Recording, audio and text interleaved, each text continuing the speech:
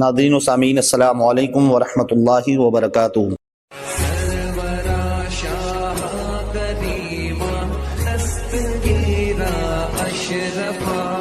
رحمت صلی اللہ علیہ وسلم معراج میں تشریف لے گئے اور آپ کے پسینے مبارک سے نکلا پسینہ اللہ نے اسے گلاب کا پھول پیدا فرما دیا۔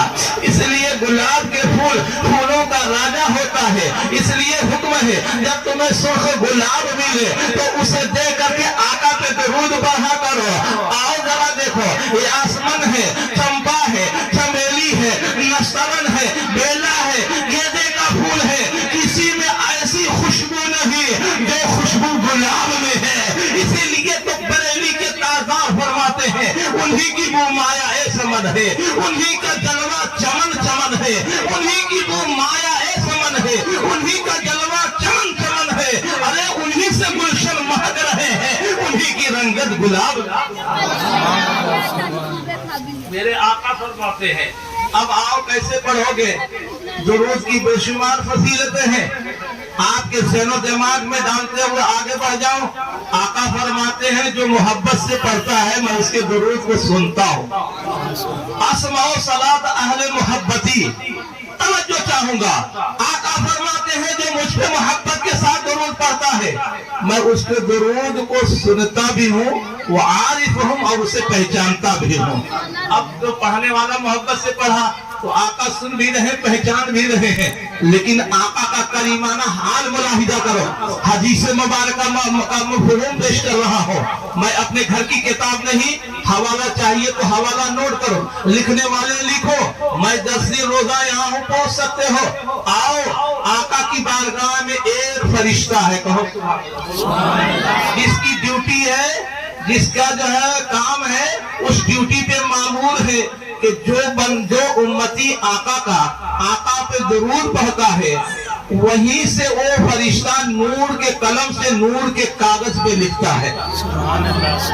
نور کے کاغذ، نور کا قلم ہے، نور کے کاغذ پہ لکھتا ہے اور لکھنے کے بعد آقا کی بارگاہ میں پیش کرتا ہے، اے آقا فلاں ابن فلاں نے ہندوستان کا رہنے والا آپ پہ درود بھیجا ہے، فلاں ابن فلاں ملک کا رہنے والا آپ پہ درود بھیجا ہے، اے آقا فلاں کا فلاں امتی فلاں ابن فلاں جگہ سے آپ پہ درود بھیجا ہے۔ اب ذرا توجہ چاہو، میں پوچھنا چاہتا ہوں مسلمانوں، آقا کے در کا غلام، آقا کے در کا وہ پہرے دار، آقا کے در کا وہ جو ہے واچ مین، آقا کے در کا وہ سیکورٹی گارڈ، آقا کے در کا وہ فرشتہ جو اس ڈیوٹی پہ مامور ہے، اس کے سننے کا یہ عالم ہے۔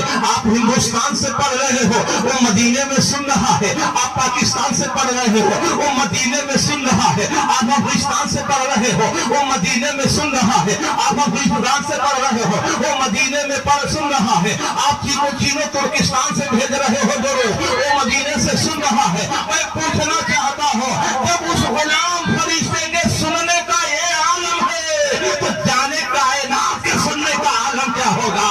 جب اس فرشتے کا یہ قوت و اختیار ہے تو مدینے کے تاجدار کے قوت و اختیار کا عالم کیا ہوگا؟ اسی لیے تو کسی نے کہا ہم یہاں سے پکارے وہاں وہ سنے، ہم یہاں سے پکارے وہاں وہ سنے۔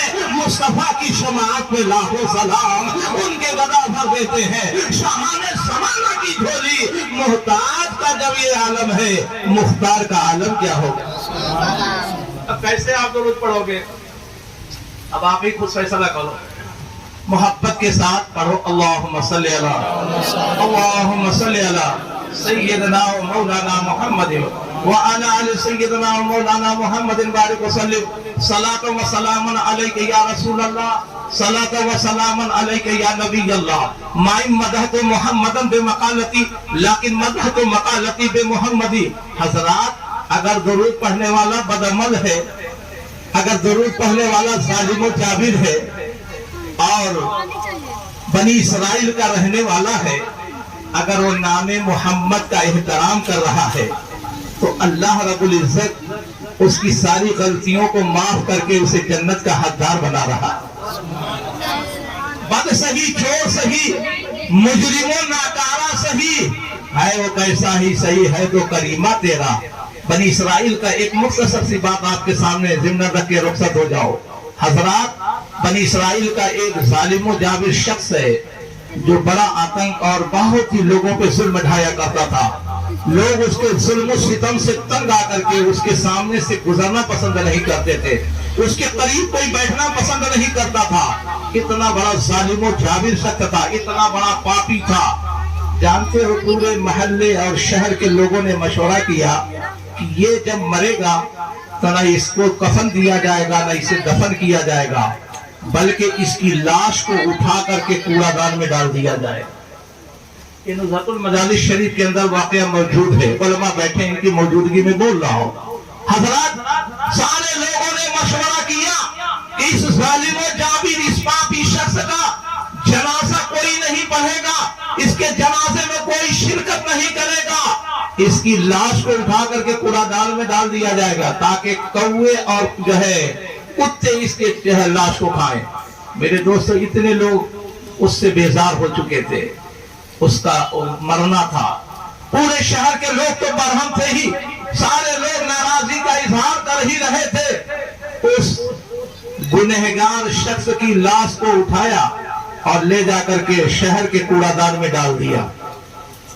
ڈالنا تھا, اللہ رب العزت نے اپنے نبی موسیٰ علیہ السلام کو حکم فرمایا, اے میرے نبی جاؤ فلاں کوڑا دان کے اندر ایک لاش پڑی ہے, اسے نکالو اور نکال کر اسے غسل دو اور اسے دفن کرو. آخر میں اس کی کون سی ادا پسند آ گئی آپ کو؟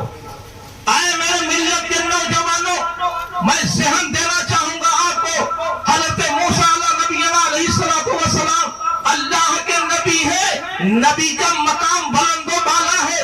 اللہ اکبر. حضرت موسیٰ علیہ السلام حکم پاتے ہیں, آنے کے بعد کوڑا دان کے پاس گئے, اس کی لاش کو نکالا, نکالنے کے بعد اسے غسل دیا, اسے کفن دیا اور جنازے کی نماز پڑھ کر کے اسے دفن کر دیا. سارے محلے کے لوگ اکٹھا ہو کر کے ناراضگی کا اظہار کرنے لگے, اے اللہ کے نبی یہ بڑا ظالم و جابر تھا, یہ بڑا آتنک پھیلایا کرتا تھا, لوگوں کو تکلیفیں دیا کرتا تھا, لوگوں کو اذیتیں پہنچایا کرتا تھا. ہم لوگوں نے یہ مشورہ کیا تھا کہ اس کے جنازے کی نماز نہیں پڑھیں گے, اسے دفن قبرستان کے اندر نہیں کریں گے, بلکہ اس کے لاش کو اٹھا کر کے کوڑا دان میں ڈال دیں گے. لیکن آپ نے غسل بھی دیا ہے, آپ نے کفن بھی دیا ہے, آپ نے اس کے جنازے کی نماز بھی پڑھی اور آپ نے اسے دفن بھی کر دیا ہے. اے اللہ کے نبی آپ نے ایسا کیا. اب حضرت موسیٰ نبی اللہ علیہ السلام رب کی بارگاہ میں فریاد کرتے ہیں, اے میرے مولا تو نے مجھے حکم دیا, میں نے اس گنہگار شخص کو نکالا اور اسے دفنا دیا. سارے محلے کے لوگ اس کی جو ہے شکایتیں کر رہے ہیں, سارے محلے کے لوگ اس سے بیزار ہیں, سارے کے سارے لوگ اس کی شکایتیں کر رہے ہیں. آخر اس کی کون سی ادا تجھے پسند آ گئی کہ تو نے اس کی ساری غلطیوں کو درگزر فرما دیا؟ رب کا حکم ہوتا ہے, اے میرے نبی سنو, یہ گنہگار ضرور تھا, یہ پاپی ضرور تھا, اسمیہ شیعہ ضرور تھا, یہ لوگوں کو ضرور ستایا کرتا تھا, لیکن ایک ادا اس کی مجھے بے حد پسند آ رہی تھی. وہ یہ ادا ہے کہ جب رات کی تاریکی چھا جاتی, لوگ سو جاتے تھے, یہ رات کے وقت اٹھتا تھا, غسل کرتا تھا, وضو کرتا تھا, وضو کرنے کے بعد تورات جو میں نے تم پر نازل کی ہے وہ آسمانی کتاب کو لیتا اور لینے کے بعد اسے تلاوت کرنا شروع کرتا, اور جس مقام پر میرے محبوب نبی کا نام آتا تھا, محمد رسول اللہ کا نام اس میں گرامی آتا تھا, اس نام پاک کو چوم لیا کرتا تھا. اے میرے نبی مجھے یہ گوارا نہ ہوا کہ میرے محبوب کے نام کی یہ تعظیم و تکریم کرے, میرے محبوب کے نام کو چومے اور اسے میں جہنم میں ڈالوں, اس لیے میں نے اس کی معافی فرما دی, اسے درگزر کی غلطیوں کو درگزر فرما دیا. تو میں عرض کرنا چاہتا ہوں مسلمانوں, اگر پاپی اشیاء شعار, اگر بدعمل, اگر نبی کے نام کی تعظیم کرے تو اللہ اس کی غلطیوں کو معاف کر دے. تو آج ہم نبی کے امتی ہو کر اگر محبت کے ساتھ درود پاک پڑھیں تو اللہ رب العزت ہماری غلطیوں کو معاف نہیں فرمائے. اس لیے محفل میں بیٹھو تو باادب بیٹھو اور درود پاک کا ورد کرتے رہو.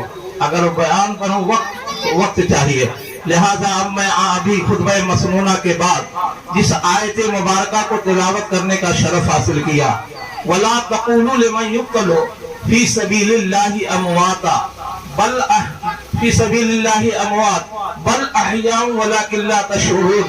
कुरान मुकद्दस की आयत मुबारका है दूसरे सिपारे की कि अल्लाह की राह में जो कत्ल किए जाए उन्हें मुर्दा मत कहो, बल्कि वो जिंदा है, तुम्हें उनके जिंदगी का शऊर नहीं। रब फरमाता है जो लोग अल्लाह की राह में कत्ल किए जाए, मारे जाए, उन्हें मुर्दा न कहो, बल्कि वो बोल भाई क्या है, जिंदा है।